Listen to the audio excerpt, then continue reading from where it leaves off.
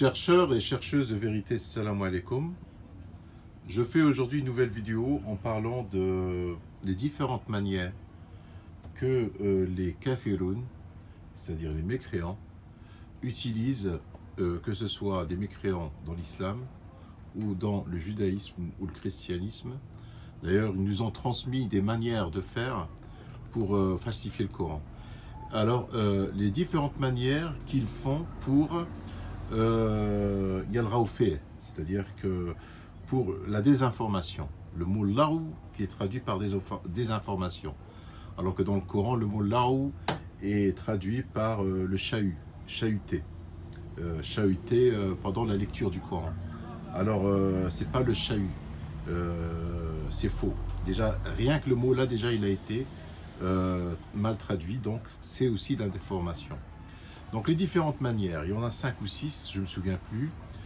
La première, c'est la façon qu'on lit le Coran. C'est-à-dire, eux, ils ont compris que Yajwid, Warattilu Tartila, ils ont compris que ça veut dire récite-le avec un chant. Alors, Tartil, ça ne veut pas dire ça. C'est-à-dire, par exemple, Alhamdulillahi Rabbil Alamin, Ar-Rahman Ar-Rahim, Maliki Yawmiddin. Il chante. Alors qu'il ne faut pas lire comme ça normalement. En chantant, tu prêtes plus attention au... Moi, je ne comprenais pas le Coran quand on le chantait avant. Quand j'étais sunnite, je ne le comprenais pas. Mais à partir du moment que je commençais à le lire calmement, de manière comme si je lisais un livre, je le comprenais mieux. Normalement, il faut lire Alhamdulillahi Rabbil Alamin, Ar-Rahman Ar-Rahim, Maliki Yawmiddin, Iyyaka na'budu wa iyyaka nasta'in. Il faut lire normalement. Donc ça, c'est la première façon de la désinformation, chahut. Donc le verset concerné, je vais vous le sortir, c'est le verset Surat Fussilat, le verset 26. Et ceux qui avaient mécru dire, ne prêtez pas l'oreille à ce Coran, et faites du chahut, c'est-à-dire walraoufé. Alors c'est pas du chahut, et faites de la désinformation, afin d'avoir le dessus. Dieu dit dans le verset 27, nous ferons certes goûter à ceux qui ne croient pas un dur châtiment, et les rétribuerons certes d'une punition pire que ce qu'ils méritent, leurs méfaits. Parce que pour Dieu c'est très grave de faire de la désinformation de ces versets. Alors la première, on a dit, c'est la façon de lire le Coran, c'est-à-dire il ne faut pas le chanter. D'ailleurs ça nous est venu droit de chez les Juifs et les chrétiens. Eux aussi, quand ils lisent la Bible et la Torah, ils font des chants. Alors, il y a eu une influence juive aux chrétiennes, dont je vous ai déjà expliqué dans les vidéos pourquoi. On ne va pas s'attarder là-dessus. La deuxième façon de faire la désinformation, c'est-à-dire l'arou, le chahut, qui est dans le verset Fussilat 26, c'est je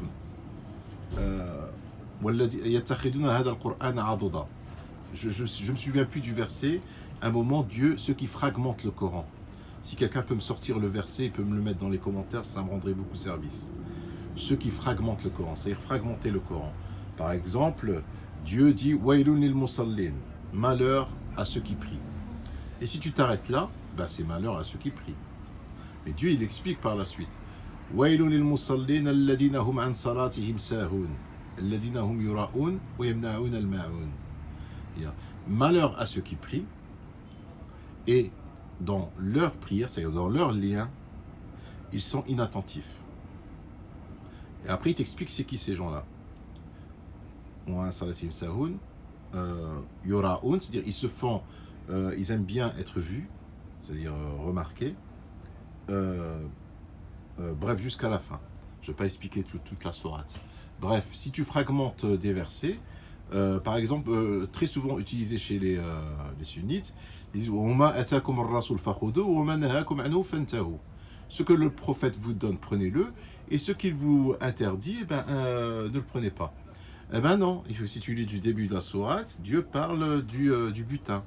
Il ne parle pas du tout de ce que eux, où ils veulent faire de la déformation. C'est de la déformation. Désinformation, pardon. La désinformation. Alors la deuxième façon, on a dit le premier, c'est la lecture du Coran, c'est-à-dire en le chantant. Le deuxième, c'est en fragmentant le Coran. Le troisième, c'est comment on appelle ça? Les voyelles. Ils ont rajouté donc des voyelles alors que le Coran est descendu sans voyelles. Chez les Mécois, on pouvait lire sans voyelles parce qu'on avait le même langage, mais par la suite il y a eu une évolution, donc on a mis des voyelles pour faciliter soi-disant la lecture du Coran, mais on a fait, par exemple, Awada, on a dit Baouda. Beaucoup de choses, il y a beaucoup de choses qui ont été... D'ailleurs, il y a plusieurs lectures du Coran, il y en a 4 ou 5. Il y a selon Wirsh, selon Hafs, selon... Bref, ça c'est une troisième façon de faire la déformation. Quatrième façon de faire la déformation, c'est... comment dire les hadiths. Par exemple, on va prendre justement, je vais faire d'une pierre deux coups. Il y a aussi un animal qui existe dans le Coran qui s'appelle l'araignée. Pourquoi elle existe dans le Coran? Parce que Dieu a parlé de la toile d'araignée. Il a dit que leur maison, c'est-à-dire sur terre, c'est-à-dire la vie sur terre, ressemble à une toile d'araignée. C'est-à-dire elle est éphémère. C'est ça qui veut dire Dieu. C'est-à-dire la maison sur terre, tout ce qu'on a autour de nous, c'est-à-dire la nature, l'air, tout ça c'est éphémère. C'est comme une toile d'araignée. Donc, pourquoi on sait que l'araignée elle existe? Dans le Coran, c'est un animal qui existe parce que Dieu parle d'une toile. Qui fait une toile? C'est l'araignée. Moi, je ne connais pas d'autres animaux qui font une toile. D'accord? C'est-à-dire la plus connue, c'est l'araignée. C'est elle qui fait des toiles. Donc, on sait que Al-Ankabout, ça veut dire araignée. On ne peut pas dire que l'Ankabout veut dire une mouche. D'accord? Parce qu'il n'y a que l'araignée qui fait des toiles. Et leur désinformation, c'est en inventant des hadiths, en parlant de la caverne de Mohammed, et que dans cette caverne, il y avait une toile d'araignée. Alors que Dieu, quand il parle de Mohammed, quand il était dans le Rar, il n'y avait ni pigeon, ni araignée. Il parle juste qu'il était dans la caverne avec quelqu'un. Donc ça, c'est la troisième ou la quatrième des informations, c'est-à-dire les hadiths. Inventer des hadiths pour désorienter les gens. Et ça, c'est la façon la plus efficace et la plus réputée chez les mécréants. Par exemple, les juifs ont inventé le Talmud, les musulmans ont inventé les hadiths. Après, la sixième des informations, c'est quoi encore? Ouh là là, j'en avais plein en tête.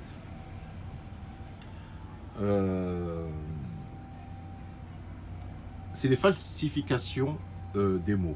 Comme on dit, on appelle un chat. D'accord? Ça, c'est une expression française.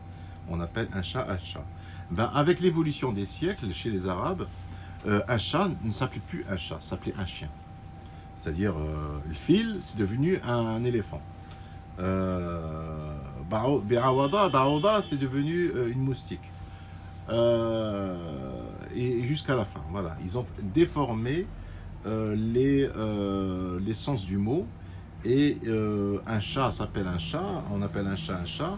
Ben, chez eux, on appelle un chat un chien au bout d'un moment. On appelle même après un chien, on l'appelle, on ne sait plus. Donc ça aussi, c'est une façon de désinformation.